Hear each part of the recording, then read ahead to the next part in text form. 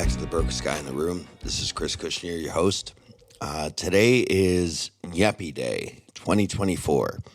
The Nyepi tradition, and if you've been following, there was a previous episode recorded last year, my first encounter with Nyepi. Nyepi is the Balinese New Year, and on the eve of Nyepi, they have a ceremony where they build what they call Oga Ogas.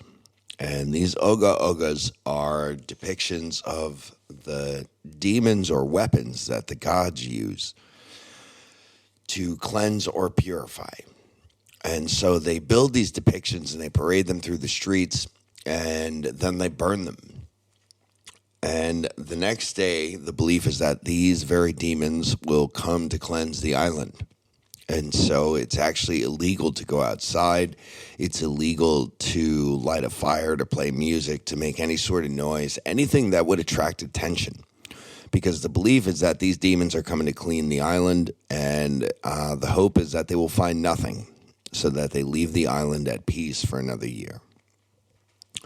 I've been so honored to be able to take a part of this and be a part of this ceremony now for the second year in the city of Tabanan. My good friend Tude has been so gracious to accept me into his family and his whole family, and quite frankly, the entire city of Tabanan. It's a remarkable experience to be so far away from home and to feel so at home, to be so welcomed and so beloved by a community that you really feel you are a part of it. From the moment I arrived this year, what was different from last year is last year nobody knew who I was. This year I arrived and perhaps there was upwards of 1,000 people who knew and who were expecting me. And this was truly incredible. Thinking back over the years and what these past 2 years have meant for me, really is a perfect tale to tell about sort of why I chose to call the show The Brokest Guy in the Room. You know, why call the show The Brokest Guy in the Room? So many people ask me, why do you want to be the brokest guy in the room? And the response has been, it's not about being the brokest guy in the room. It's about realizing how a simple shift in your perspective can change your life. See, I spent most of my life being surrounded by people with greater means than I had. That's the harsh reality. And for years, I thought this was a bad thing until one day my eyes opened. And in that day, I realized that that just meant I was in the right room. That just meant that everyone around me who I was choosing to envy in actuality was in a position to help me. But that would never occur. That help would never occur unless I realized to ask for it. Realized that I could ask for it. And even further, gave myself permission to ask for it. And so for me this year, the Nyepi tradition, being the new year, really gives me an opportunity to look at the life I'm trying to build for me and my wife. And the path there has been absolutely filled with some of the most unbearable sacrifices you could imagine. Not the least of which include being away from your love and your family and your support center and your structure for months on end on both sides. My poor wife has had the weight of the world placed on her shoulders in my absence. And yet there she stands. And not a day goes by that I'm not in awe of her grace and her gratitude. That doesn't mean it's all roses. We constantly have fights.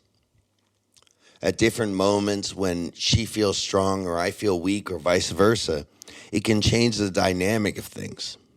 And I think a lot of relationships struggle with that on a daily basis. A lot of people don't realize that this is normal and healthy behavior. What is not normal and healthy behavior is trying to respond to each circumstance in the same exact manner. You have to respond with the equal rise and fall. That is what Taoism is all about. The ebbs and flows that occur in life and learning to manage them are the secret to life. It's one of the reasons that people get addicted to surfing. Surfing is such a perfect metaphor. You know, you look at what it is to get out there and to expose yourself to the absolute mercy of the ocean. And when you can master it, when you can learn to ride that ebb and flow and allow the current to take you in a manner that you could have never naturally just taken yourself, you start to see the magnificence and the beauty of what it is to really understand the world and to understand each other with regards to a relationship. Yes, it is a challenge for all you married people out there who are at a moment where you're wondering, is this right for me? And if that wonder comes in response to an argument, I just challenge you to give 24 hours to counteracting it.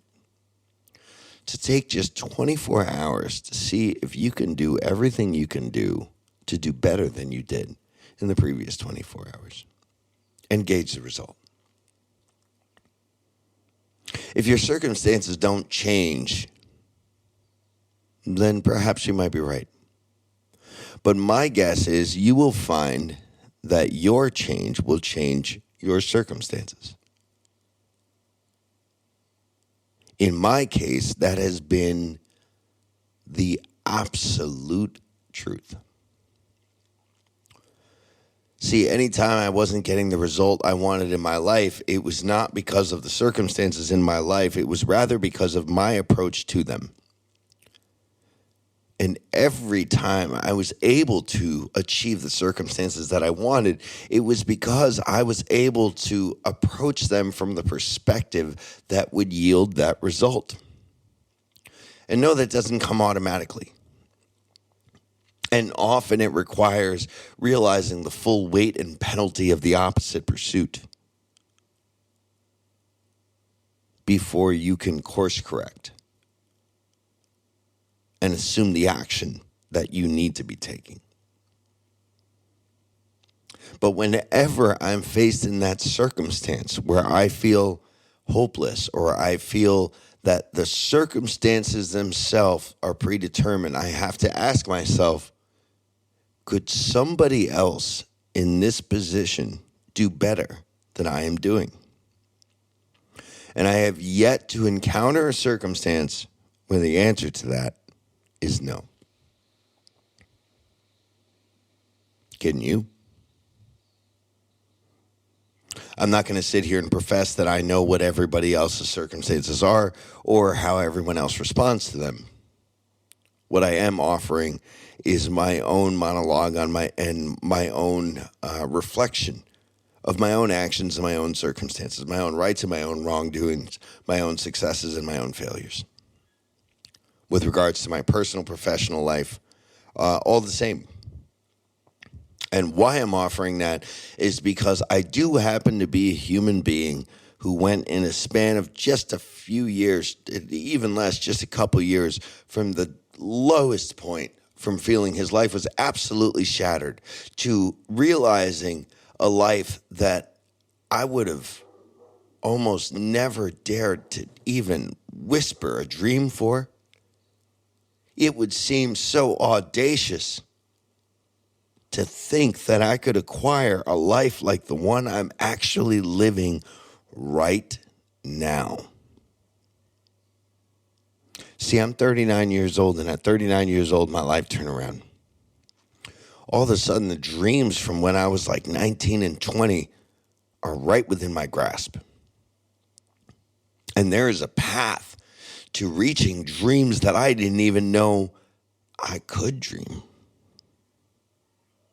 All of a sudden, I have reason to celebrate every day. Every day, I'm so excited to live this magnificent life because my life has become centered around lifting other people up and not about the empty pursuit of material gain. And as a result of that, all of the material things that I wish to gain, not only am I able to acquire, but I'm more easily able to discard of. And I think that has equated to the biggest change in my life. Suddenly, things that I desired so badly before, well, I'll say it simply. The treasures I wished to acquire became the trash that I so easily dispose of. Now those acquisitions are things that I look to convert and to dispose of to reapply towards meaningful purpose. Because the reward of that is so far greater than any feeling I could have ever gotten from any sort of material possession. And as a result of that realization and my commitment to that realization, I am now living a life that is so fulfilling and so beautiful and so magnificent that the morning sun practically rips me out of bed because I just can't wait to get started. If that is not how you feel every morning, then please let me help you. Because that is how life can feel every morning. And I'm going to throw an estimation out there that there is going to be as many people who wake up feeling empty like that, who are wealthy and have all the means in the world, as there are people who don't on the opposite end of the spectrum. Because what you learn in the pursuit of finance and the pursuit of material gain is that it is absolutely an empty pursuit. You create the beast to feed, and then you instigate its hunger. And it never goes away. It is never satisfied. It is converting life into purgatory. And life does not and should not be that way. This year, 2024 Nyepi, which is March 11th, I am making a personal commitment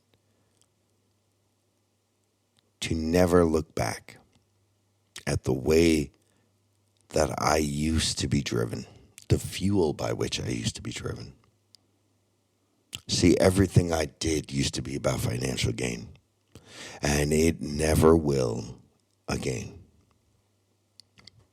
Never. And the funny thing about that is, from the moment that I let go of that pursuit, I started to find that when I needed it, the money was there for me.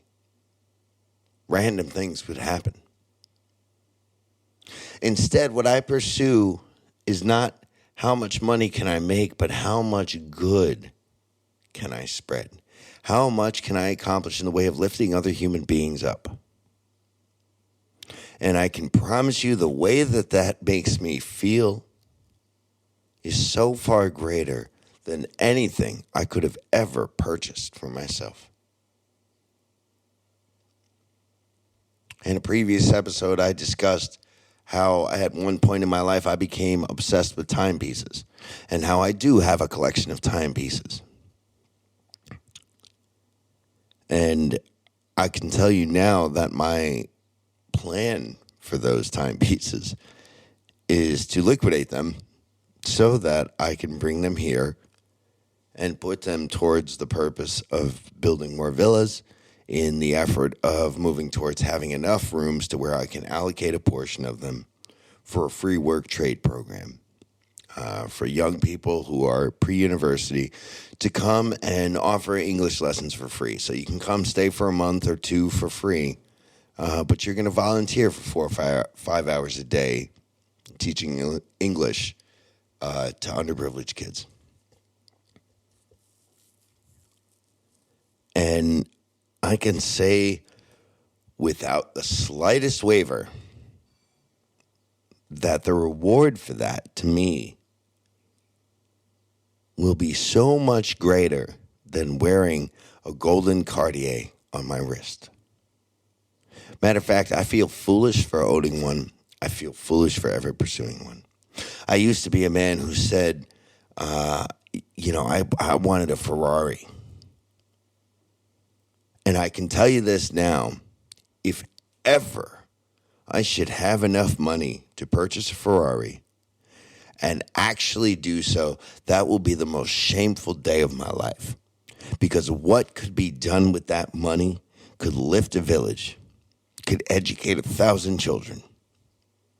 And if I actively ever could allow myself to choose something so damn frugal as a vehicle that I would drive probably less than 1,000 miles a year, that would serve no purpose other than to stroke my personal ego, while I could reallocate the funds that would come from that to lift up and to empower underprivileged children in areas where they would never have those opportunities, I would never be able to look myself in the mirror again.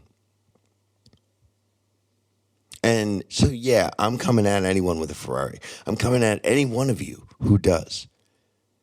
And I'm saying, look yourself in the mirror. Does that thing really make you feel as good as it would to help 1,000 children?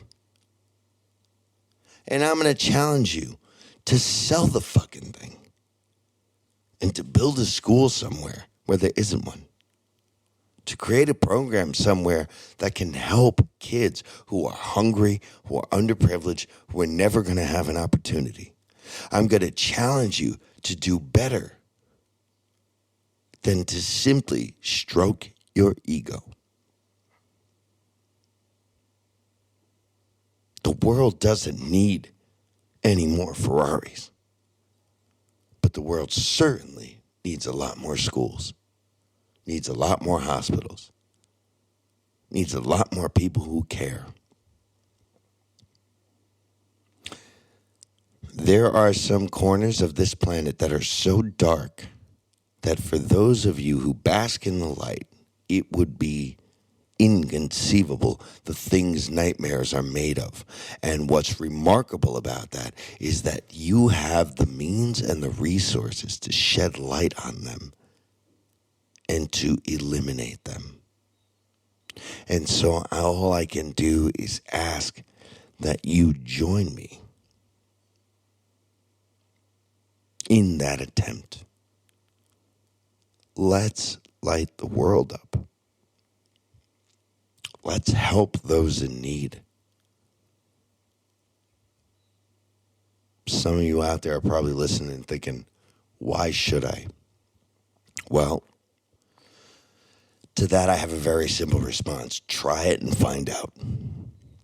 And if you don't feel inside the way that I did when I did, then I guess we're just constructed of different DNA. But I promise you, it's at least worth a try. Because you may just get more out of it than you did from buying yourself that Ferrari. Give it a shot. After all, you got everything there is to have. So, what is there to lose? On that note, I'm going to share something that I just wrote. I'm entitling this one Freedom. I remember what it felt like to be the man I left behind. I remember feeling hopeless. I remember feeling blind.